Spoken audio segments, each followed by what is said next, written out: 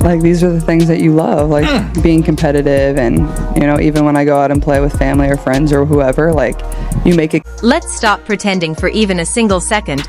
What just happened in the sports world wasn't some cute little marketing moment or harmless negotiation leak. No. It was a full-blown explosion, a collision of superstar power, league politics, exposed lies, and pure, unfiltered jealousy that has detonated across the internet with the force of a freight train. Because the second State Farm dropped that new commercial, yes, the one where Caitlin Clark walks into the frame with the confidence of someone who knows half the planet is watching her, everything ignited. People lost their minds. The reactions weren't normal excitement, they were volcanic. And then, as if the universe wanted maximum chaos in the sports world, the story about the WNBA's transformational new CBA deal broke at the exact same moment, revealing that the league was playing salary shell games that fooled absolutely nobody. The contrast between Caitlin Clark's rising global power and the league's clumsy attempt at financial manipulation couldn't have been more dramatic. So let's tear into what actually went down, because once again Caitlin Clark is living rent-free in the heads of people who simply cannot handle seeing her win on every possible stage, commercially, culturally, and athletically. State Farm's new commercial centers around Chris Paul, an NBA legend, a 17-year face of the brand, the man who practically is State Farm at this point. But when the cameras roll, the spotlight doesn't stay on him for long. The whole ad plays into the idea that everyone wants to know whether Chris Paul is retiring. His kid asks him. Jake from State Farm dodges questions. Random strangers are begging for answers. And then, out of nowhere, Caitlin Clark appears, cool, sharp, and fearless, looking CP3 straight in the face and pressing him about retirement like they've been close friends for years. In barely 10 seconds, she steals the entire commercial. Not by trying too hard. Not by forcing anything. Just by existing. And the internet completely detonated. Posts came flying in. He understands how much I love Caitlin Clark's State Farm content, and new State Farm commercial with Caitlin Clark. By the way, nobody cares if Chris Paul retires. Harsh? Maybe. But undeniable. The star of the Chris Paul retirement commercial wasn't Chris Paul. It was Caitlin Clark. A 22-year-old rookie is now sitting shoulder to shoulder with a Hall of Famer in the biggest advertising campaign of his career, and the shift in star power is unmistakable. And here's what makes this even bigger. This isn't Caitlin Clark's first ride with State Farm. She was the first college athlete they ever added to their official roster, a roster previously reserved for giants like Patrick Mahomes and Chris Paul. That alone told the world what level of cultural force she was becoming. Then came the coffee shop commercial with Jenny Taft. Then the pole crash commercial with Jimmy Butler and Reggie Miller. And then the viral masterpiece, the From the Logo campaign, an ad so perfectly tied to her signature long-range shooting that it became an instant marketing classic. Now with this new Chris Paul spot, State Farm is sending one message loud and clear: Caitlin Clark isn't a guest star. She's a pillar of their brand, a premium asset, a face of the company for the next decade. She brings eyeballs. She brings conversation. She brings hype that NBA legends can't even generate anymore. She is the moment, and every corporation in America knows it. But while Caitlin is stacking commercials, dominating endorsement deals, and reshaping the business landscape of women's sports, another storyline has erupted, one with far higher stakes. Because at the exact same time State Farm was showcasing their newest superstar, the truth about the WNBA's 2026 CBA negotiations exploded. It all correct For days, in literally one sports day. media was At first celebrating people laughed. headlines Golf? claiming that the Really? league was offering a $1 million supermax. People were cheering. Journalists were posting think pieces. Fans were congratulating players. Everyone believed the league had finally stepped into a new era. But then the truth hit. Hard. Front office sports confirmed through direct sources that the numbers were misleading. Very misleading. That $1. $1 million? Not base salary. Not guaranteed. not even realistically achievable for most players. It was a Frankenstein monster of performance bonuses, revenue-sharing goals that have never been met, and a long list of if you win this, if you earn that, if the league hits X, Y, Z metric conditions. In reality, the base supermax would be closer to $850,000. A huge raise, sure, but still not the million-dollar headliner being splashed everywhere. And to hit the full marketed $1. $1 million? You'd have to win MVP, win a championship, make all WNBA first team, make the All-Star game, and hope the league, after failing for years, finally meets revenue-sharing goals. The players immediately saw through the smoke and mirrors. The union called the offer lipstick on a pig. Sophie Cunningham spoke out, saying the big number looked good but wasn't real security. This was all happening while the league was celebrating its best attendance and ratings in history driven in huge part by Caitlin Clark. And that brings us back to the root question: why can't some people handle seeing Caitlin succeed? Why does every commercial, every award, every interview trigger a new wave of bitterness? Her own teammate Lexi Hull said jealousy is real. Other players have taken shots. Analysts have thrown shade. Legends have minimized her accomplishments. Haters twist themselves into knots trying to move the goalposts every time she proves them wrong.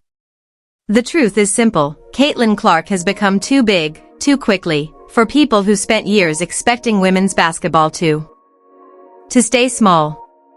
She is rewriting value. She is controlling markets. She is elevating the league more than anyone before her. And some people just can't stand it. They see her selling out arenas, boosting TV ratings, landing giant corporate deals, and suddenly every insecurity in the sport gets exposed. Caitlin isn't the problem. The broken system is the problem. And the people who feel threatened by her are just projecting. Because the reality is this: she's not just playing basketball, she's shifting an entire industry whether people like it or not. The truth about the State Farm commercial and the CBA negotiation mess isn't just about marketing or money. It exposes the deeper fracture lines running through the entire ecosystem of women's basketball. Let's start where the internet practically caught fire: Chris Paul's retirement-themed ad. For almost 2 decades, Chris Paul has been synonymous with State Farm. Cliff Paul, Jake, the iconic red shirt, it's all tied to him. But in this new ad, the atmosphere changes instantly the moment Caitlin Clark steps on screen. She doesn't overshadow him by force. It happens naturally, effortlessly. The camera loves her, audiences love her, brands love her, and the momentum behind her can't be faked. She delivers a single line: "Is it true? Are you retiring? You can tell me." And the whole tone of the commercial shifts as if she's the one anchoring the moment. 10 seconds. That's all she needed to dominate the conversation. People weren't tweeting about Chris Paul's future. They were tweeting about Caitlin Clark's presence. And this is the part that irritates the haters the most: Caitlin isn't trying to steal the spotlight. She simply exists, and the spotlight runs to her. She's become the most recognizable face in women's basketball, not because the media forced it but because fans demanded it. And corporations, the most cold-blooded evaluators of market value, responded accordingly. They put her next to Mahomes. They put her next to Butler. They put her next to Chris Paul. They put her in primetime NBA playoff commercial slots. They built entire campaigns around her. They saw what millions of people saw: she is a business, a draw, an economic engine. And here's the twist: her value is rising at the same moment the WNBA is trying to renegotiate an entire league structure that still pays its biggest stars a fraction of what they generate. That brings us to the CBA drama. The league tried to pitch a narrative, transformational deal, $1.1 million supermax, historic increase, and hoped people would buy it without reading the fine print. But players did read it. They always do. And what they found was a maze of incentives so unrealistic that the headline number basically became fiction. You can't build a salary structure on maybe money. You can't offer a $1 million number while knowing full well the league has never once hit the revenue-based thresholds required. You can't celebrate players breaking records while offering them compensation systems built on loopholes and fantasy projections. Players saw through it instantly. That's why Sophie Cunningham publicly questioned the offer. That's why the union dismissed the league's PR messaging. And that's why the fight between guaranteed revenue share versus conditional bonuses is becoming the heart of the negotiation. The NBA has a stable system. Players get around 50% of basketball-related income, period. No tricks. No fine print. No performance maze. In contrast, the WNBA's reported 9% is insulting, especially in a year when the league saw its biggest attendance, highest viewership, and strongest corporate interest ever. And while the league praises its growth, players are being forced to consider overseas leagues, rival tours like Project B, and alternative competitions that offer guaranteed seven-figure income. Why? Because despite the league's progress, its salary structure is built on an outdated, restrictive business model that cannot support the modern spotlight the sport is attracting. And here's where Caitlin Clark becomes the most uncomfortable part of the conversation for old guard critics. She's exposing the system simply by participating in it. Her rookie salary will be under $86,000. She will generate hundreds of millions in value. She will continue to sell out arenas. She will continue to drive ratings spikes.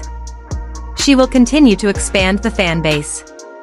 And every time she appears in a commercial next to an NBA legend, her mismatch with the league's salary model becomes more obvious. The haters want to blame her for that. They want to invent drama, claim favoritism, or accuse her of stealing attention. But Caitlin isn't stealing anything. She's creating new revenue and exposing the outdated parts of the system that need fixing, and the jealousy. It didn't start in the WNBA. It started the moment she entered the national spotlight at Iowa. The moment she started hitting logo threes with ease. The moment her games outdrew men's college basketball. The moment she became the face of March Madness. And then it intensified in the WNBA when she shattered rookie records, won Rookie of the Year, and instantly became the league's most important cultural asset. People don't hate Caitlin because she's overhyped, they hate her because she's undeniable. She isn't a marketing creation, she's a marketing jackpot. She isn't a media fabrication, she's a ratings magnet. And when a rookie has the gravitational pull of a global superstar, some people at the top get uncomfortable. Instead of celebrating the fact that she's expanding opportunities for every player, they complain, throw shade, or invent narratives to minimize her impact. But the truth is impossible to suppress. Caitlin Clark brings real economic growth. She's increasing attendance for home and away games. She's boosting merchandise sales. She's drawing corporate sponsors who weren't paying attention before.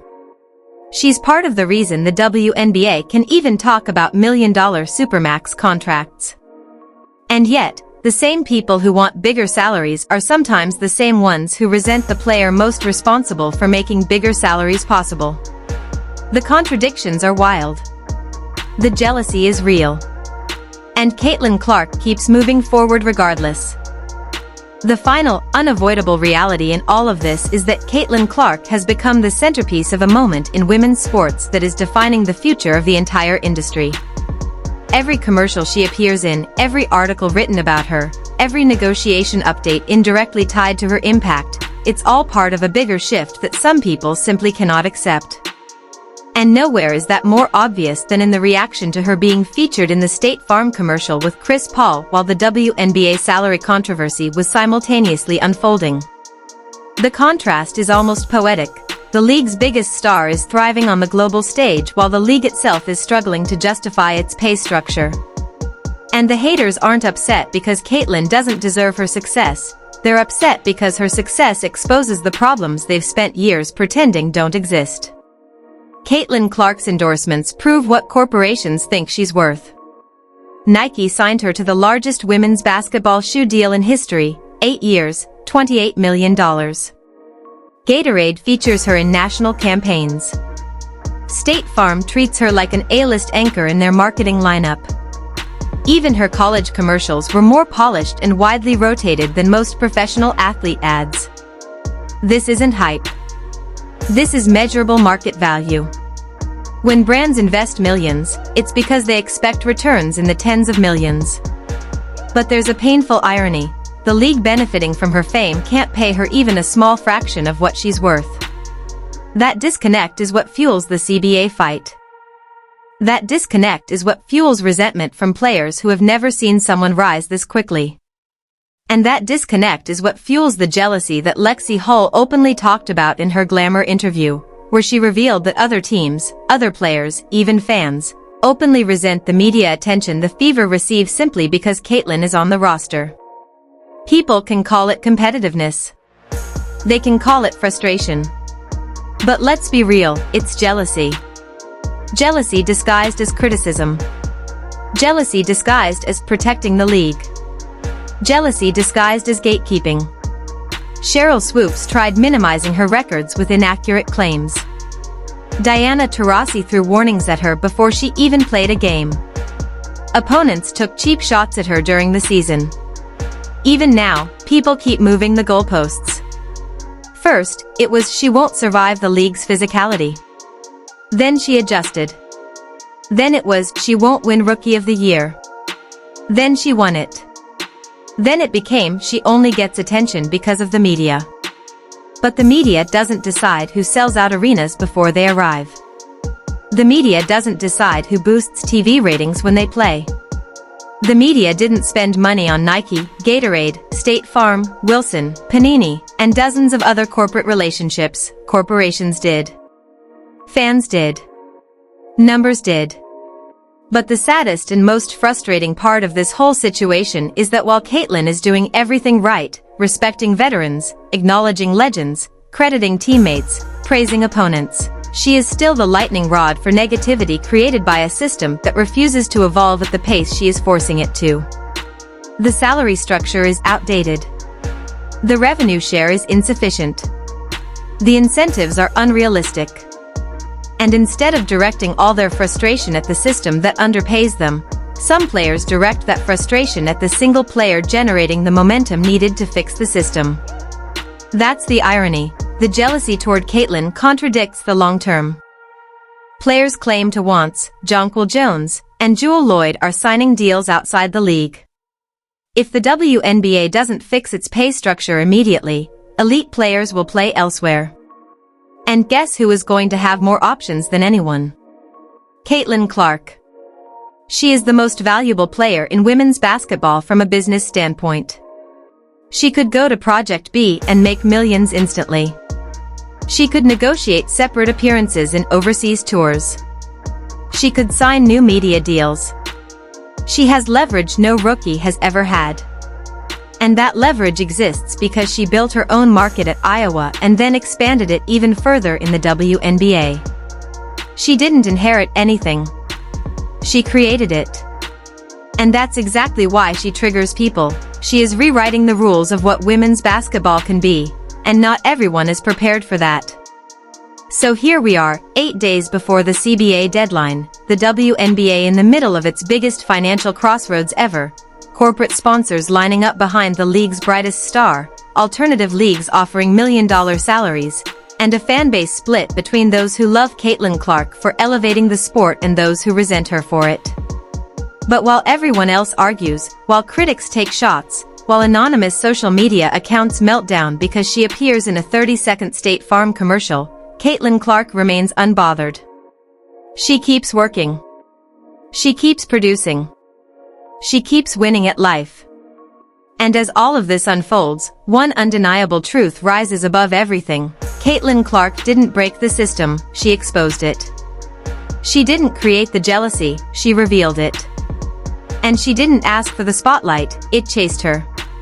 Rent-free. Forever.